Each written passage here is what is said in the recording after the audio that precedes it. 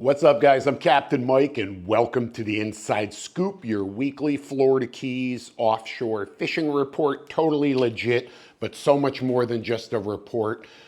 Here it is, July 11th, okay? And first and foremost, let's talk about what kind of conditions you could expect over the coming days. Across the Keys, cloudy, overcast, storms blowing through every day, 20 to 30% chance of showers.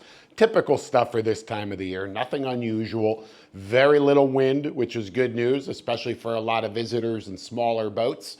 We're looking at 10 to 15 the next couple days, and then I think it's going to, or I should say 10 to 15 through tonight. Tomorrow, 10 knots for a couple of days, and then it's going to diminish even further. 5 knots, variable winds. Basically, that means no wind at all. So really, really calm. Just keep an eye on those storms that pop up. They can be a little bit dangerous.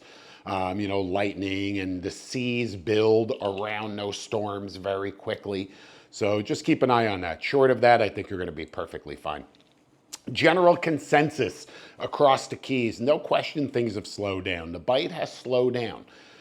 Really from Key Largo all the way down to Key West. Now look, I'm not saying you're not going to go out there and crush them. Of course you are. There's a lot of boats fishing. There's a lot of guys fishing doing a lot of different things, and there's a lot of fish out there. So if you're at the right place at the right time, pot luck, boom, you're going to score and score big. However, the vast majority of the guys are going to struggle. When you get these temperatures and it's 100 degrees every day, which, by the way, it's hot, it's humid, and there's a lot of bugs. Just giving you a heads up. So if you're coming down to the Keys, get some mosquito spray, all right? And like I said, it's hot and it's humid. And these water temperatures really heat up, dramatically and quickly. That absolutely affects the bite. Throw in no wind and still conditions, and on top of that, very little current in the shallows, and you're gonna have a lot of guys who can't find a keeper, can't find a fish. I've heard it multiple times this week. Remember, with Florida Sport Fishing TV Plus, we've got a 24/7 fishing helpline. I'm getting calls from guys about everything you can imagine, bonefish to blue marlin, and every question in between. And a lot of what I'm hearing over the last few days, over the last week, is a really tough reef bite. On the other hand, you're going to get guys who go out there, they get on top of the mangroves, they're chumming, they're fishing the right baits, they're doing the right thing, and they're going to have the opportunity. And, this is when all of these fundamentals come into play. This is when the decisions that you make out on the water are really going to play a big role in how successful you are. Okay, really going to make a big, big difference. So, but the reef bite, even though it has slowed down, still, like I said, a lot of shots. The mangroves are the predominant species on the reef right now, no question. Almost everybody's targeting the mangroves. And if you get on them and you get them biting, look, don't leave. Don't make the mistake of leaving biting fish to look for biting fish. That's a tough decision to make right there, and you got to take a lot of different factors into consideration when you're going to make that decision. Here it is, July, middle of July, I'm on the reef, I'm fishing for mangroves, I'm picking away, but man, I really want this bite to be stronger. I wish it was stronger. Let me get out of here, and next thing you know, you're in a dead zone, and by the time you get back to where you started and you were just building it and building it and building it, it's fizzled out completely and the day's over for you, Jack. So, make your decisions wisely. However, there's certainly a time when we're sitting on a reef bite or lack of a reef bite, and you got to say, hey, I know what's happening here. It's not coming together. I'm doing it all right. It's just not happening. There's no moving water. The chump's flowing straight down. We've got to make a move, okay? We've got to make a move. So if you're that guy willing to put in that time and all of that energy, that reef bite's going to pay off for you, okay? It is. Just, I promise you, put in the time. Some days you're going to get on some hungry mangroves in 30 to 35 feet. Other days it's going to be deeper, 60 plus feet. So don't be afraid to wiggle around, okay? Don't be afraid to move around to get on that bite. But that's still strong. The wreck bite, there's a few muttons around. If you really want to get in on the muttons, Key West, dry tortugas, all the way at the end of the island chain, that bite seems to be on fire. Again, not every day, but a lot more consistent than it is up here in the Middle Keys. used to be a day up here where going out and catching 10, a dozen, big 26 to 30, 32-inch muttons. That was it. That was how a mutton trip was. Man, I got to tell you, I haven't seen a day like that for me in a long time, in all honesty. And, we're pretty damn dialed in. So now, you get out there, there's a lot of pressure, a lot of guys fishing these same spots, in rotation. So it's boat to boat to boat, spot to spot to spot to spot, never gets a shot to rejuvenate, to, come back to life. It's just being pounded to heck. So that's making it challenging. And it seems where the mangroves right now, by the way, I'm holding some fishing lights in my hand, and you might be wondering why, but we're going to talk about these in a minute.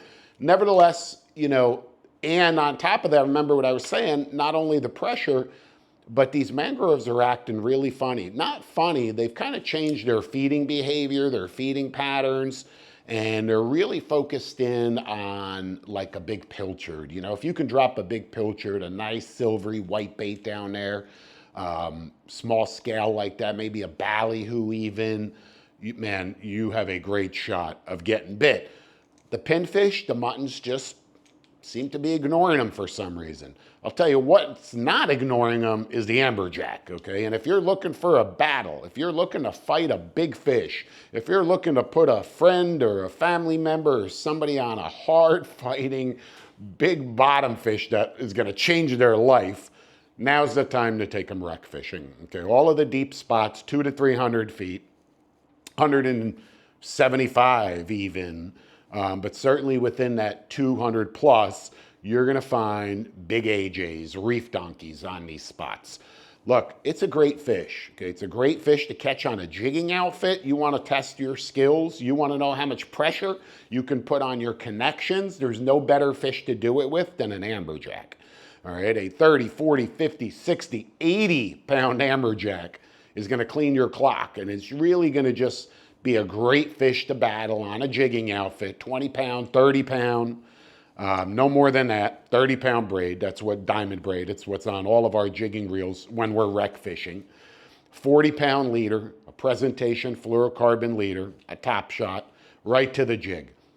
On these wrecks in 200 to 300 feet, a 200 to 250 gram jig right now is perfect. There's not a shit ton of current.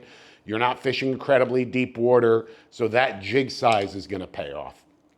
The amberjacks, look, not saying they don't pick off a jig or won't pick off a jig right off the bottom, they will, but the vast majority of AJs are gonna be stacked above the wreck. They're gonna be hovering, they're gonna be cruising around the wreck, prowling, looking for their next meal. So work that jig up to 50 feet off the bottom.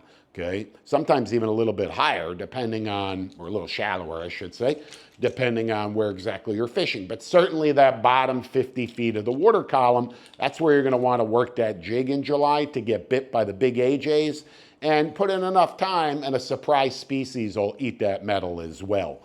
So always be ready for everything, okay? Always be ready. But and look, the AJ's not a great eating fish, as far as, hey, let me fillet it and make some crispy fish nuggets, although I'm sure there's a great recipe for that as well.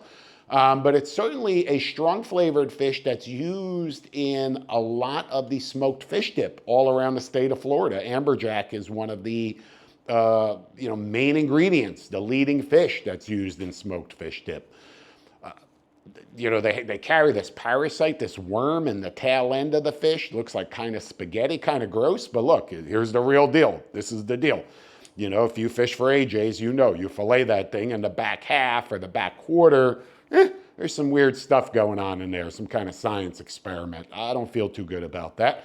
I've heard that no issue at all, of course, and most guys will just cut that big shoulder piece out and they'll smoke that and really, really enjoy it. So don't discount it as far as a good eating fish for table, quality, but more importantly on the fighting stance is the AJs. So a lot of these wrecks are on charts. A lot of them are on, the Seymour kind of stuff.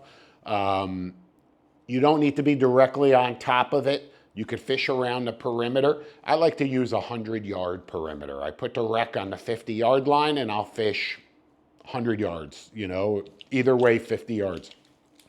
It's a big area but that's where you're going to find the life. It's not necessarily tight right to the structure itself. Certainly the AJs tend to stay closer to the, closer to the rubble or to the wreck because that's where the food is. But there are other species that are going to prowl around the outside of it, hence why we fish all around it. Dolphin fishing. Still a lot of fish out there, not in the same numbers that they were.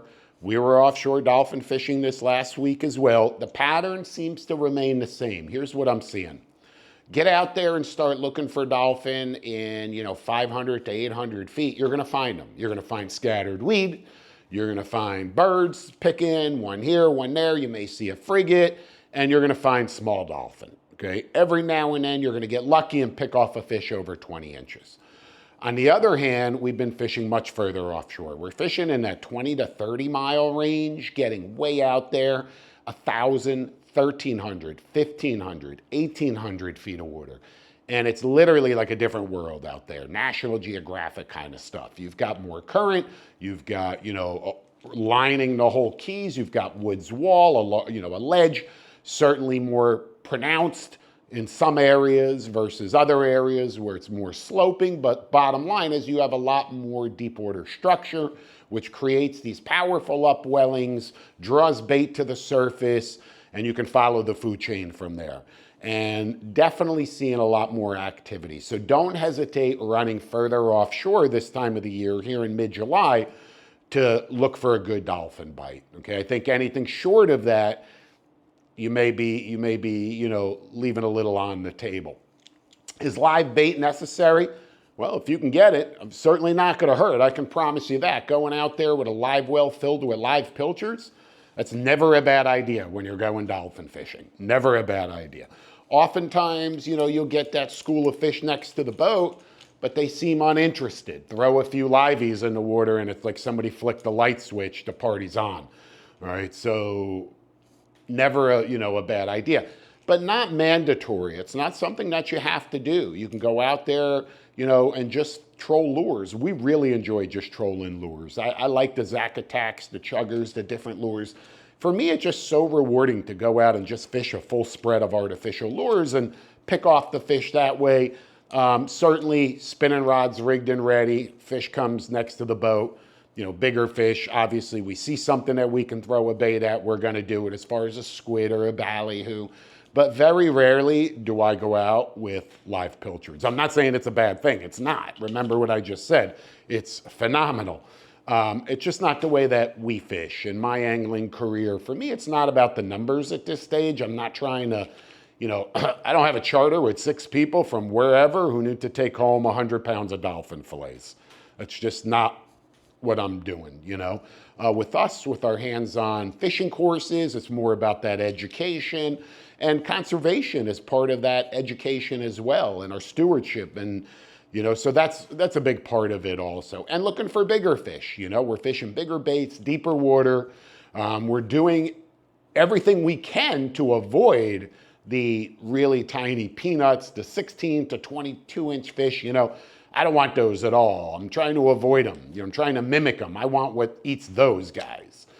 But like I said, dolphin are still around. Haven't seen a ton of big fish over the last week, but we don't see every fish, right? So keep that in mind. There's always that shot at a bigger fish, no question. But as far as the numbers go, they're there. Put in the time, you're going to catch them. Blackfin tuna bite, skippies. These members of the tuna family are on the humps, the Isle Morada hump, the marathon hump. Guys are out there throwing the live bait. Guys are out there jigging, power jigging even, and certainly trolling with small feathers, small chuggers. It's not really a science and relatively consistent. If you've got nowhere else to go, don't know anywhere else to go, and hey, let me go to the hump. Just expect some company, okay? A lot of company. And that's, one of the factors that turns me off from the hump. I don't need to fish in one tiny area with 30 boats zigzagging. And I've seen guys literally outrigger to outrigger, tangling their outriggers. You're almost 30 miles off the beach and you're fishing so close where your outriggers are actually, connecting, crossing, not the lines, the riggers themselves. You know, kind of just doesn't make a lot of sense to me, and I don't need any part of that. But again, good consistent fishery out there. Deep dropping, a lot of big tiles still around. We're still on the big tiles. Our deep drop courses end very quickly. They're right around the corner, July 22nd. We've got another deep drop course tomorrow. Then we're off to the ICAST show in Orlando, which looking forward to seeing all the latest and greatest and not reuniting, but seeing a lot of our partners, and just a great show. You know, it's not open to the general public, but you work hard enough, you can figure out a way to get in there. And like I said, a lot of cool tackle, a lot of cool gear. We get back from ICAST middle of next week, and we're back on the water with more deep drop courses through the end of the season. What we have found with these big tiles, there's a lot of water out there, guys, to fish. So much water. And every time, I'm out there, I want to be in so many different places at one time, right? Not only do I want to fish the areas that have been productive for me, but I also want to explore new areas. And I don't want to do that during close season, because the likelihood of these fish coming all the way up from 5, 6, 7, 800 feet and surviving, I know some of them do. I know with descending devices, but that doesn't make a lot of sense to me either, to go out there, target fish that I know may not survive when I throw them back. So we typically get in as much of this fishing as we can while the season is open. And like I said, a lot of the spots that I want to fish, there's an equal number of spots that I haven't fished yet that I want to explore. And the way that I deep drop is I'll get into an area when I'm looking for these big tile fish. I'm looking for flat plateaus, muddy areas. I'm not looking for hills or humps, or, maybe on the backside of those kind of factors, those kind of pieces of structure, okay, on the backside. Listen to what I'm saying to you. But short of that, we like flat, because the tile fish dig in the mud. They dig burrows, they dig holes. The bottom has to be soft enough for them to dig. They're not digging in solid rock or coral. They like that mud and sandy bottom, okay? They're creating their own habitat down there. So I look for areas like that, and I'll typically do a 3 drift pattern, okay? I'll fish in that area, I'll do 3 drifts to really get an idea. Are we getting bites? What am I seeing on the Furuno? I've got one eye glued to the machine as we're drifting along. I'm zoomed into the bottom. I'm looking for any form of life. Okay, am I reading fish? Am I reading bait on the bottom? What's the bottom like? I've got bathy vision that I'm using. I'm doing my homework. I'm not just standing there like a numbsicle. I'm fishing, but I'm actively studying, okay? And I'm learning. It's a game of learning. That's what I love about fishing, and especially about offshore fishing. Well, heck, all fishing. You never know everything, right? Like every day is a learning experience. Every single trip I go out there and I say to myself, wow, I didn't know that yesterday, or why didn't I think about that the day before? Just a new angle, a new approach, a new point of view. And I've said this before a lot. Sometimes it's just as important to realize why you didn't catch anything than why you did, okay? Pay attention to the surroundings. Is it cloudy? Is it sunny? The environmental factors, water temperature, stuff that you can't change, but you can learn to adapt to. You could start to see patterns. You could start to see trends. You could start to see, things and strategies that most people will never even consider, so the more you put into this, really the more that you're going to get out of it. And for me, it's that reward. It's that reward of saying, hey, and I'm just going to use tilefish as an example, to say, hey, I'm going after this one species. I'm targeting this one fish, and I don't care about everything else. I'm putting everything else aside. I'm just focusing all of my efforts on finding and fooling this one target the way that I want to, okay? How I want to, where I want to, when I want to. And then you do it, you achieve success. That's cool. That's really, really cool. It might be a guy saying, hey, I want to catch a permit on fly, and on this particular fly on a 12 weight or whatever, all right? And he does it. Wow, or blue marlin or anything. It could be anything, and it doesn't take much. I talk to a lot of guys. Look, I'm telling you, I tell people all the time, one fish changes the outcome of an entire trip. And I'll give you a quick example. I had a One of our viewers, guy just like you, remember what I said earlier, we've got a 24/7 fishing helpline, called in. Hey, I'm down here in Marathon. I can't get a bite. I'm trying to deep drop. I'm trying to catch these fish. I can't get a bite. I see you catching these big tile fish. What am I doing wrong? Spent 15 minutes with him on the phone, pointing him in the right direction, calls me up yesterday morning, sending me pictures, blah, blah, blah. He caught a beautiful tile fish, about 10 to 12 pounds. Not only was it the one fish, but now his confidence level is through the roof. Now he knows there's more fish in that area, and it just triggers a chain effect. And it just is gonna make him a far better angler and more effective. He's out there today already having success. So it's the little things that make a big difference. And speaking of deep dropping, that's actually what I want to talk to you about real quick with fishing lights, okay? We use these obviously when we're deep dropping, anywhere from 500 feet plus. Are they necessary? I like to say no, but it doesn't hurt, okay? If I'm fishing with a lot of people, there's a lot of bait in the water, a lot of rigs on the bottom, a lot of natural chum, I don't think the light is as important because a lot of these deep water fish feed by scent. However, if one guy is deep dropping or two, maybe, I don't know, I just feel like I need to attract more attention, then a fishing light is the way to go. And certainly we use them daytime sword fishing. Fishing lights are nothing new. They've been around for thousands of years. Guys started by lighting fires on beaches to attract fish closer to shore where they would net them. Okay? It's gone on to lanterns on boats. Guys would go out in the water and they'd have a lantern lit. The fish, the squid would surround the boat and they would catch them.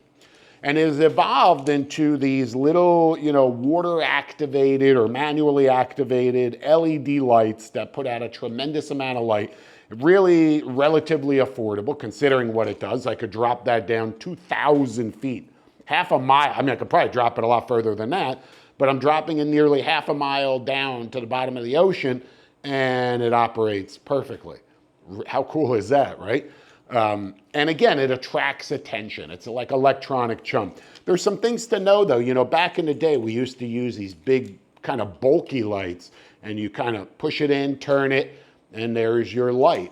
Okay, you can get these in different colors. It's not water activated, it's actually manual. You saw what I just did. You just turn it, it's off, push it in, and now it's on. Okay, the problem is it's very big, very bulky, very heavy, creates a lot of drag. Okay, a lot of drag, and that is gonna make you and force you to have to use heavier tackle. Okay, it really is. So then, kind of everybody made a transition to these little water activated, we'll see if we can get this one on here. It's got a couple little terminals, there we go.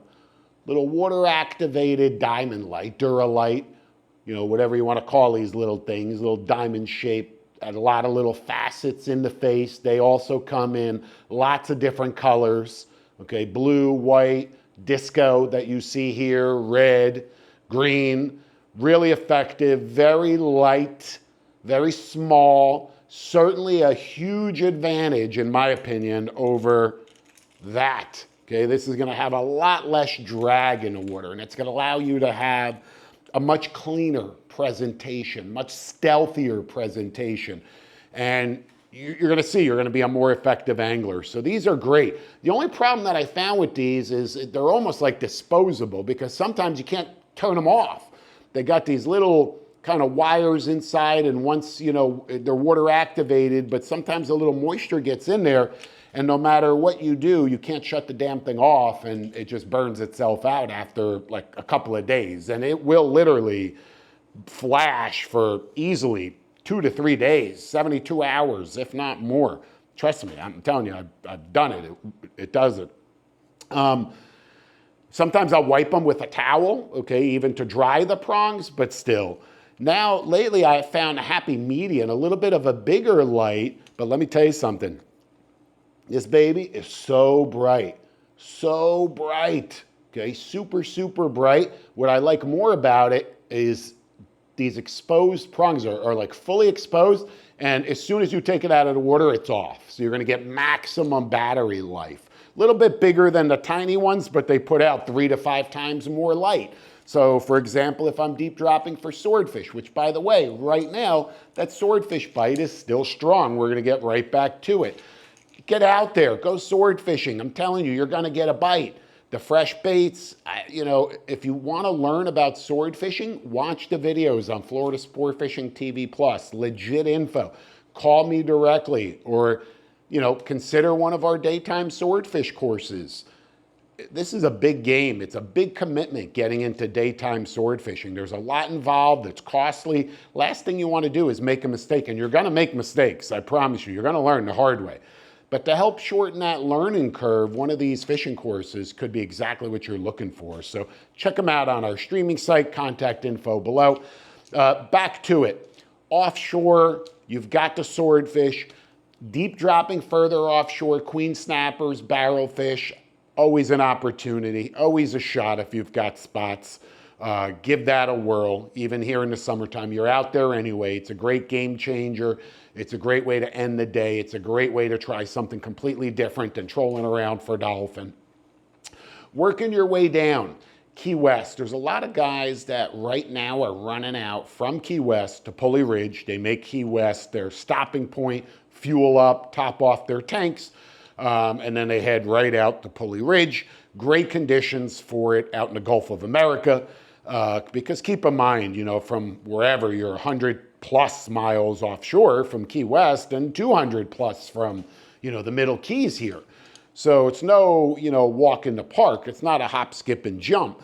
But certainly, if you've been out there before and you know how to fish Pulley, it's a worthy trip. It's definitely a bucket list type of trip.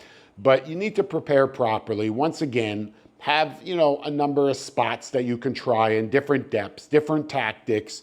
But you only need one thing to pay off. And here's what I mean. Right now out in Pulley Ridge, the trolling bite at dawn, there's wahoos out there, blackfin tunas. Heck, we've had yellowfin tuna and blue marlin eat lures out in Pulley Ridge. You're gonna wanna focus up in that 225-foot area, okay, with your trolling, especially for the wahoo. If you're looking for the other pelagics, don't hesitate trolling deeper. You've got, jig fishing and bait fishing up on the bank in that same 225-foot range. You have nighttime fishing up on the bank. You have deep dropping at various depths. So only one of those tactics really needs to come together in order for you to have an incredible trip. But you don't know which it's gonna be. Some trips it's one of them, some trips it's everything. So you've gotta prepare accordingly. Make sure you go out there with, experienced boaters, experienced fishermen. It's no time to learn how to gauge how much fuel burn, or your boat burns or something like that. Get that stuff dialed in before you make a trip of that caliber. Short of that, the dry tortugas, there's some guys down in Key West who have been fishing the tortugas their entire lives, multiple generations. Names like the Delphs, they're famous down there. These guys are running sea hunter boats and, they like round the clock, I think 2 trips a day, just literally back and forth to the dry tortugas. They've got their finger on the pulse, I promise you that. All right, this is not somebody who's just showing up on day one and going, hey, I hope this is the right spot. This is somebody who's fishing that area over and over and over. And the more that you fish an area, the more that you have it dialed in, the more successful you're gonna be, right? And it's the same for you, regardless if it's there in the Tortugas, if it's outside whatever port, you call home, or if you're coming down here to the Keys and, visiting here and wanting to fish here. A lot of the guys who fish down here, I say to them, you're visiting from where? And, I hear everything from all over the state of Florida and beyond. But mostly the guys that are bringing their boats here are from Florida. I'm going to tell you that right now. Most of the guys that trailer their boats down to the Keys are from somewhere in Florida. And I say, where you fish? Oh, we're fishing here in the, Marathon. But we come here every year. Where'd you fish last year? Key Largo. Where'd you fish the year before? Isle Morada. And with each area is a little bit different. Each area has its own unique nooks and crannies, its own unique ridges and ledges and reef system. And while it's, variety is the spice of life, right? Not a bad thing. There's not a wrong way to do this. I'm just pointing out that the more that you focus on one particular area, the better that you're going to get in that area.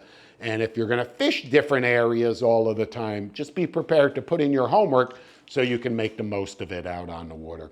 So look, that's going to wrap it up. There's a lot going on out there. It's not fire, but certainly enough to keep you busy. Rig right, put in the time, do it right. I want to remind you, if you're not already a member, don't lose the opportunity to join Florida Sport Fishing TV Plus at fsftv.com. We're approaching 800 instructional videos. On a different note, our angling retreat, we've got crews working here daily. We're making big progress. Captain Mike Genoun's Offshore Fishing Academy is coming very soon. Remember that name. And I'm looking forward to speaking with a lot more of you guys about the great courses that we're going to offer. So until then, have a great weekend. I'll be out there tomorrow, hopefully crushing it on the bottom with a great group on another deep drop course. Stay tuned. Check out our Instagram page for updates. And remember, don't ever hesitate to reach out if we can help you with anything. I'll see you out there.